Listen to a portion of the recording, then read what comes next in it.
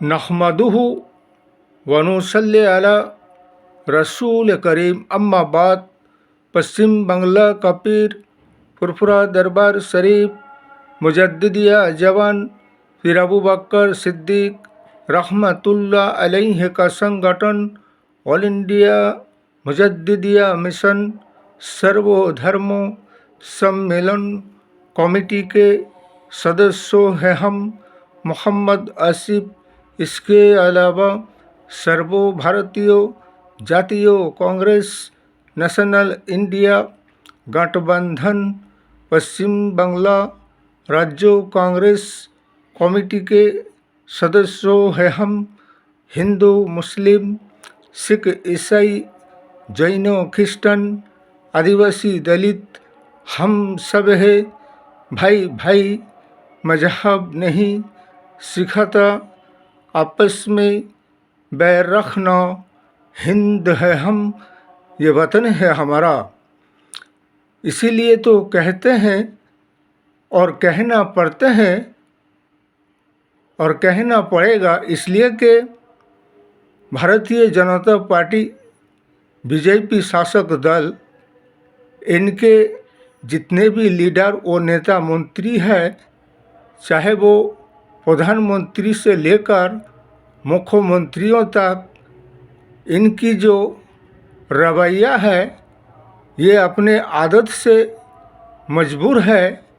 ज़माना सुधर जाएगा लेकिन ये भारतीय जनता पार्टी के लीडर नेता मंत्री नहीं सुधरेंगे और ना ही अपने आदतों में परिवर्तन बदलाव आएगा, बल्कि इनकी दिलों में एक ऐसा भावना और ख्यालात है जैसे कि किसी विशेष जाति धर्म वाले के साथ किसी पिछले ज़माने की दुश्मनी की बदला लेना चाहता है और बदला ले रहे हैं। जैसे कि अभी सुप्रीम कोर्ट के जजमेंट ने, हाई कोर्ट के जजमेंट ने जबकि बुलडोज़र की कार्रवाई पे रोक लगाया था बगैर किसी नोटिस जारी के, हाई कोर्ट और सुप्रीम कोर्ट के बगैर आदेश के किसी भी कार्रवाई को सरकार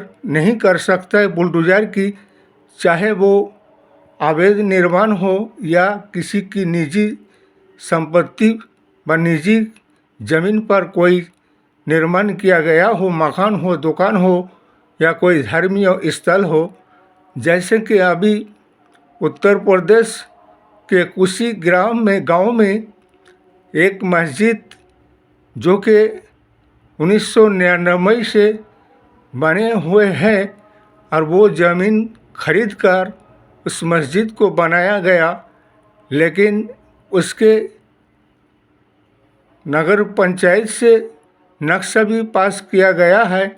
नक्शा पास करने के बाद ही उस मस्जिद की तामीर किया जा रहा है और किया गया है, लेकिन सरकार बीजेपी के कुछ ऐसे लीडर और नेता हैं जो कि सांप्रदायिक की माहौल और वातावरण को पैदा करने के लिए, दोनों समुदाय के बीच एक तनाव पैदा करने के लिए ये मामला दर्ज कराते हैं कि ये अवैध निर्माण है और सरकारी ज़मीन पर निर्माण है, जबकि ये निजी संपत्ति खरीदा हुआ उस पर निर्माण किया गया है। लेकिन अब ये ना तो संविधान मानते हैं, ना आइन मानते हैं, ना कानून मानते हैं, ना हाई कोर्ट के मजिस्ट्रेट के फैसला मानते हैं, ना सुप्रीम कोर्ट के मजिस्ट्रेट के फैसला मानते हैं, बल्कि ये जैसे कि लोकतंत्र शासन काल में अपने राजतंत्र शासन समझ लिए हैं।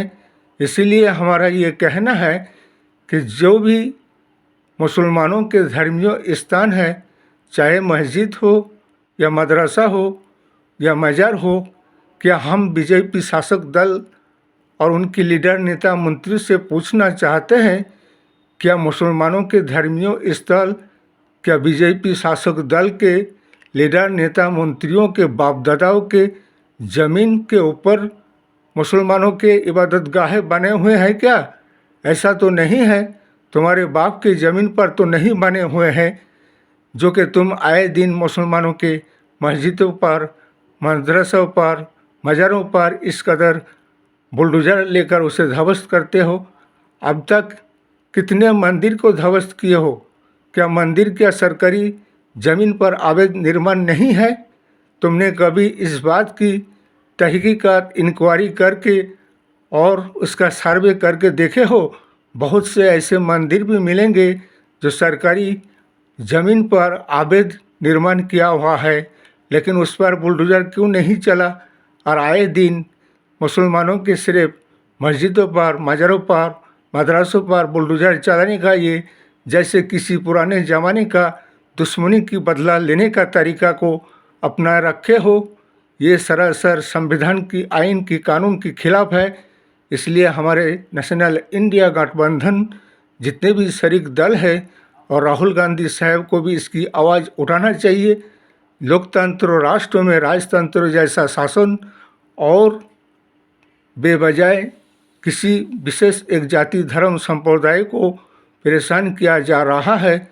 उन्हें उनके अधिकार से, हक से, उनकी स्वाधीनता, आज़ादी से उन पर प्रतिबंध लगाया जा रहा है और ना ही आइन, कानून, संविधान को मान रहे हैं और ना ही अदालत, हाई कोर्ट, सुप्रीम कोर्ट के फैसला को मान रहे हैं। ऐसे नेता, लीडर, मंत्रियों के खिलाफ सुप्रीम कोर्ट के मजिस्ट्रेट को, हाई कोर्ट के मजिस्ट्रेट को कार्रवाई करनी चाहिए, आईनी, कानूनी और पुलिस प्रशासन के ऊपर, और मानहानि की मामला, मुकदमा इन पर चलाना चाहिए। जबकि सुप्रीम कोर्ट से गाइडलाइन जारी किया गया कि किसी भी धर्मीय स्थान पर, किसी भी ऐसे किसी के मकान पर, दुकान पर बेवजह कोर्ट के आदेश और उसके हुक्म और सर्वे इंक्वायरी के बगैर उसका पर बुलडोज़र की कार्रवाई नहीं किया जा सकता है। तो फिर फैसला और ऑर्डर का इंतज़ार कोर्ट का, मजिस्ट्रेट का क्यों नहीं किया जाता है? इसलिए ऐसे भ्रष्टाचारी, दुर्शासन, गुंडाराज सरकार को हटाइए और सर्वभारतीय जातीय कांग्रेस, नेशनल इंडिया गठबंधन को लाइए। इस वीडियो को ज़्यादा से ज़्यादा लाइक दीजिएगा, शेयर कीजिएगा, सब्सक्राइब दीजिएगा। जय हिंद, जय भारत, मोहम्मद।